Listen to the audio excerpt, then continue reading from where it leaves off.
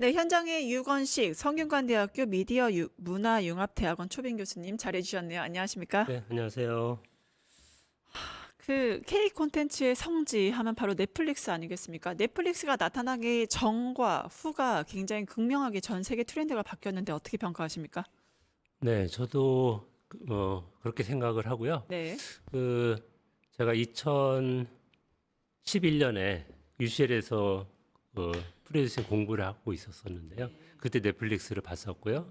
2015년에 KBS 아메리카 대표로 가서 또 넷플릭스 협상도 했었고, 그다음에 KBS 공영미디어 연구소에 와서 넷플릭스 계속 연구를 했었는데요. 넷플릭스가 한국에 진출했을 때와 진출한 이후에 네. 전과 후는 너무 극명하게 대비가 되는 것 같습니다. 그 OTT에서 넷플릭스가 점유율 1위잖아요. 네. 이렇게 미치도록 압도적으로 넷플릭스가 잘 나가는 이유 뭐라고 분석하십니까?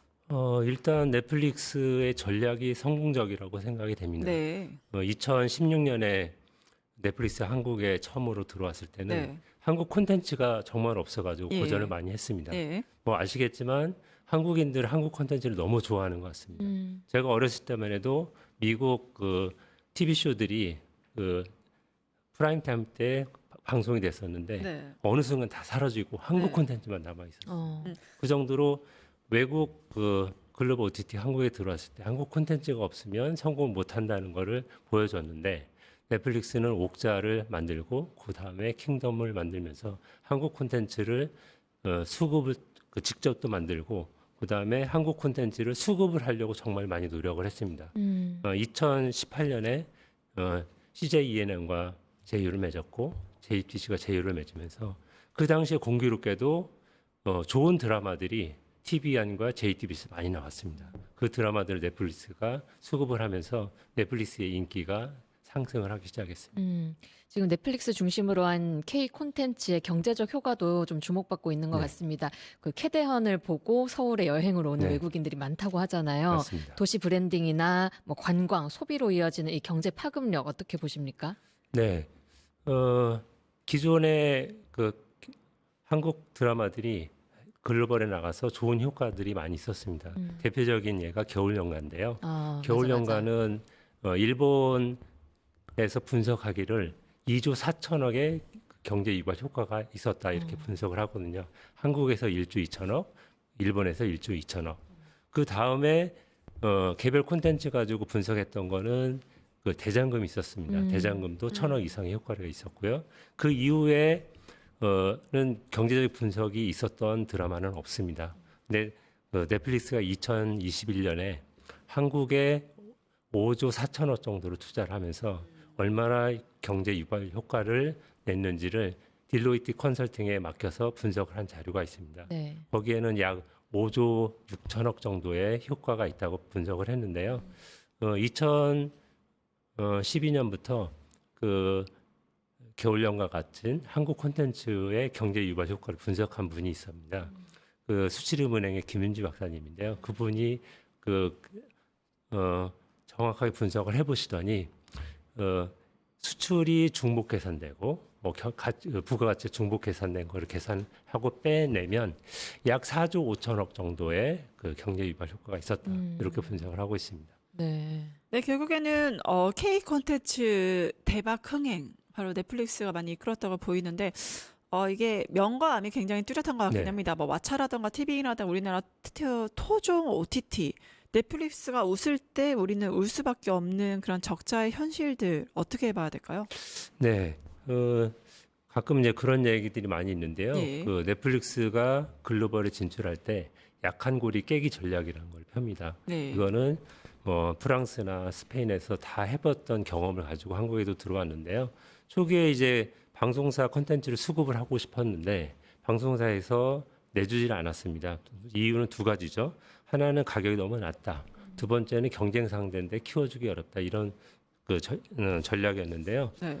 CJ 아까도 말씀드린 CJEN은 공급해줬죠. JTBC 해줬죠. 그 작년 말에는 SBS까지 공급하는 형태로 돼서 계속 이제 코너로 몰리고 있는 그런 상황입니다. 그 방송 3사가 만든 웨이브 같은 경우에는 네. 독점을 해야 되는데 독점을 못하고 넷플릭스에 공급을 하다 보니까 상대적으로 약해질 수밖에 없었던 상황이고요. 네. 이렇게 된 근본적인 원인은 저는 제작비라고 생각합니다. 넷플릭스는 미국 제작비의 한 10분의 1 정도만 가지고도 충분히 제작을 하고 있잖아요. 20억, 30억 이게 요즘은 기본입니다. 그 통계에 의하면 27억이 이제 그 블록버스터의 평균 제작비, 회당 제작비인데 제가 봐서는 10억이 넘어가면 한국 규모에서는 적자를 볼 수밖에 없습니다. 그런 상황에서 글로벌 자본, 막대한 자본을 갖고 있는 넷플릭스와 콘텐츠 제작 경쟁이 어렵기 때문에 현재 같은 위기가 초래됐다고 생각을 합니다. 뭐 초기에 티빙이나 웨이브도 넷플릭스 같은 대작을 만들어서 가입자도 늘리고 글로벌로 나가겠다고 했지만 그 많은 막대한 비용을 뽑을 수 있는 이용자 수를 확보를 못한 게 가장 큰 이유라고 생각이 됩니다. 그래서 넷플릭스 없이는 이제 못 산다라고 하잖아요. 이제 네. OTT가 바꾼 콘텐츠 산업이라 할 수가 있는데 면밀하게 좀 보면요. 한국 콘텐츠의 흥행, 전 세계 흥행이 이게 넷플릭스 때문이라고 봐야 될까요? 아니면 한국의 원래 콘텐츠 자체가 좀 훌륭해서라고 봐야 될까요? 저는 두 가지 다 맞다고 생각합니다. 네. 기존의 한국의 콘텐츠들이 워낙 인기가 있었기 때문에 예. 넷플릭스가 한국에서 오리지널을 만들려고 노력을 했고요. 만약에 한국의 제작 퀄리티가 낮았다면 넷플릭스는 절대 만들려고 하지 않았을 겁니다. 그리고 넷플릭스에 저는 되게 감사하게 생각하는데 전 세계 190개 국가에 동시에 유통을 할 수 있는 시장을 만들어줬거든요. 저도 드라마국에서 있었지만 예전에는 드라마를 팔려면 각 국가별로 하나하나 그 판매를 하고 그 국가에서 더빙을 하거나 자막을 해서 방송을 했거든요. 그러면 시간이 어마어마하게 오래 걸립니다. 한 1, 2년 정도는 계속 유지가 돼야 글로벌 흥행이 되는데 지금은 한번 넷플릭스에 올라가면 전 세계 동시에 볼 수 있거든요. 그 효과가 정말 크기 때문에 저는 이제 두 가지 다 그 한국 콘텐츠가 글로벌에서 인기가 있는 데는 뭐 기여를 했다 이렇게 생각합니다. 그리고 또 넷플릭스도 사실 판매한 적이 없는데 우리나라 그 넷플릭스 흥행했던 흑백 요리사 있잖아요. 네, 중국에서의 판매한 적도 없는데 불법 시청으로 지금 문제가 되고 있는데 중국 최대 리뷰 기록이 나왔습니다. 이러한 현상들 어떻게 보세요? 그거는 참 문제가 있는 현상이고요. 기존에도 이제 불법 콘텐츠를 통해서 콘텐츠의 가치들이 떨어진 수익을 창출할 수 있었는데 못한 그런 부분들이 있고요. 그런 부분에 있어서는 정부나 한국 저작권 단체들이 지속적으로 그 침해 단속을 하고 있어서 계속 좋아지고 있습니다. 당연히 있으면 안 되는 일인 거죠.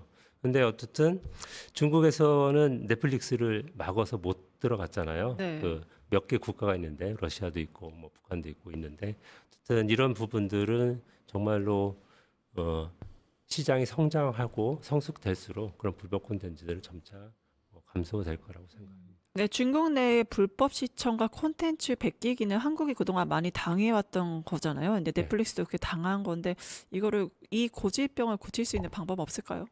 이 부분은 정부 노력이 정말 절대적으로 필요하고요. 네. 그 문화체육부, 체육관광부에서 계속 그런 노력들을 그 제작자하고 유통사하고 계속 노력을 하고 있습니다.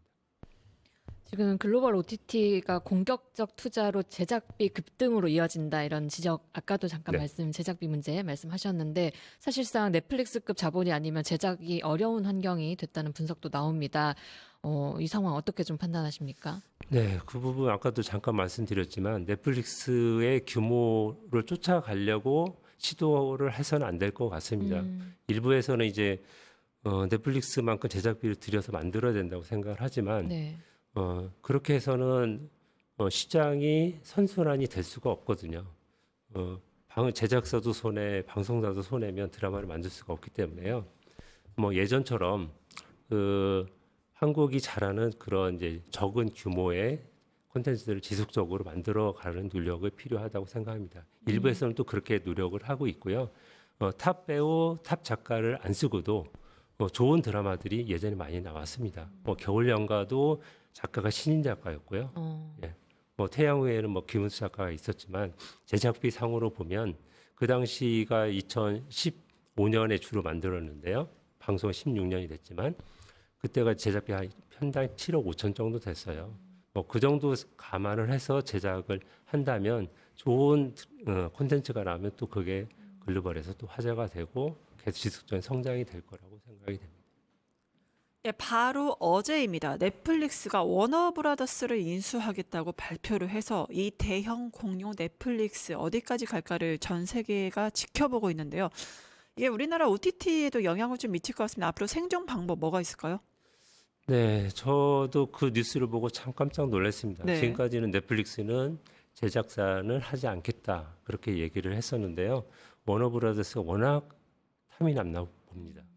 그 캐대언을 그 캐대언이 돌풍을 일으키면서 IP가 그만큼 중요하다고 생각을 했고요. 네. 그래서 워너브라더스를 인수를 하려고 다 이제 딜은 됐고 최종 딜이 메이드가 되려면 1년 이상이 걸립니다. 그때까지 어떻게 될지는 관심사인데요. 만약 그렇게 되면 저는 한국에 대한 영향은 그렇게 될 것 같아요. 부채를 또 갚아야 되기 때문에 네. 지금보다 더 많은 투자를 하기는 어렵다는 그런 생각이 들고요. 그럼 제작비는 계속 올라가고 있기 때문에 동일한 투자 금액으로 만들 수 있는 콘텐츠의 한계가 있어서 결국 콘텐츠 숫자가 줄지 않을까. 콘텐츠가 줄면 또 상대적으로 글로벌에 미치는 영향도 감소할 수밖에 없기 때문에 이 딜은 정말 저희도 유심히 살펴봐야 될 것 같습니다. 네, 시간 관계상 마지막 질문이 될 것 같은데요. 국내 소비자들 조사를 해보니까 OTT 선호도 1위가 바로 넷플릭스입니다. 네. 그러니까 전 세계적으로도 한국 콘텐츠 시청이 바로 넷플릭스 통해서 2위가 나왔고 굉장히 한국 콘텐츠 영향력이 막강한데 우리 K 콘텐츠를 좀 보존하고 그 방향 증진시키기 위해서 이게 정책적인 방향을 어떻게 가야 될지 마지막 제언 부탁드립니다. 네, 저도 이제 그 칼럼이라 이런 데 많이 얘기를 하는데요. 네. 현재 기울어진 운동장이라고 얘기를 하지 않습니까? 예. 이 부분을 조금 바로잡으려고 정부가 노력을 해줘야 된다고 생각을 합니다. 첫 번째는 망사용료 부분도 있고요. 망사용료도 국회에서 법안이 22대 때 새롭게 이제 3개가 발의가 됐는데 논의가 돼서 잘 정리됐으면 좋겠고요. 두 번째는 재상영 분배금이라고 해서 재방송을 하거나 해외에 팔거나 하면은 작가, 배우, 감독한테 일정 정도 보상이 이루어지는데 이 부분을 미국에서는 하고 있어요. 그런데 한국에서는 글로벌 표준이라고 하고 들어온 넷플릭스 하고 있지 않는 부분에 대해서는 네. 정부에서 관심을 기울여 줘야 된다 이렇게 생각을 합니다. 그리고 하나만 더 말씀드리면 세금 문제인데요. 넷플릭스의 영업이익률이 작년에 27%예요. 어마어마하게 예. 높은데요. 예. 한국에서는 2.3%입니다. 그 부분은 왜 그렇게 됐냐면 한국에서 비용 부분을 과대 계상을 해서 세금을 적게 냈다. 저는 그렇게 생각이 들거든요. 그러니까 글로벌 표준에 맞게 그 부분도 제대로 계상을 해서 한국에도 기여도 하고 한국 K 콘텐츠의 글로벌 확장에도 기여를 해줬으면 좋겠다는 생각이 듭니다. 네, 감사합니다. 지금까지 K 콘텐츠의 성지 OTT 1위 넷플릭스에 대해 살펴봤고요. 국내 생태계에 어떤 영향을 미칠지도 같이 분석해봤습니다. 함께해 주신 유건식 성균관대학교 미디어문화융합대학원 초빙 교수님 감사합니다. 네, 감사합니다. 유튜브 구독하고 실시간 채팅과 댓글을 남기시면 매일매일 7,000TTCO를 드립니다. 참여 방법은 통통물 어플을 다운로드하고 회원가입과 로그인을 해주세요. 마이페이지에서 나의 회원 고유 번호를 복사해주세요. 유튜브 구독 후 실시간 채팅이나 댓글창에 고유 번호를 한 번만 입력하면 준비 끝! 지금 유튜브 채팅과 댓글 쓰기 참여하고 실천 TTCO 받아가세요.